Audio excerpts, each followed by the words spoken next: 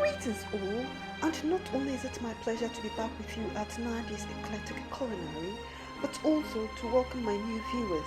If you haven't already, kindly subscribe, like and share my videos with your friends, families and acquaintances.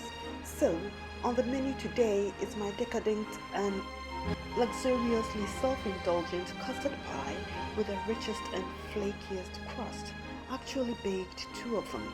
And this is also another component of my 2020 Thanksgiving meal. As usual, I'm going to wash my hands before I commence, and my usual note, I wash all ingredients thoroughly before use.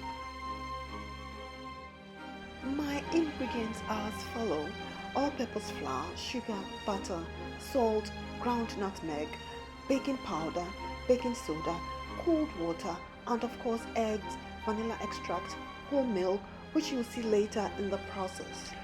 For my crust, I'm using my food processor to process these ingredients. Into it I add all my dry ingredients and mix them, and then add butter and process, and then very cold water and process for under a minute. Next, on a lightly floured surface, I transfer the crust and mold it into a thick disc and refrigerate, and it can stay refrigerated for up to a couple of days and frozen for a couple of months. Now my crust is out of the fridge, I'll roll it on my flat board, then transfer it into my pie dish. With my kitchen shears, I trim the excess crust, and to make it look beautiful, I crimp the edges. To prevent a saggy crust, I brush egg wash, i.e. beaten egg white, over my crust and set aside to dry. For my custard filling, I scald whole milk.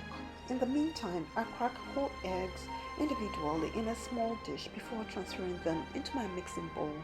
To avoid bad eggs, I beat them, then add sugar, salt, vanilla extract and beat. Next, I temper my eggs.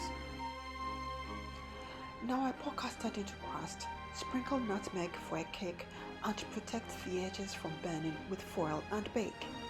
And voila, beautiful and rich custard pie. Now, I appreciate you watching till the end, and I hope you've been inspired to experience this self-indulgence. It is an absolute must try. As you can see, I baked two of these decadent pies and I've elegantly served at my table.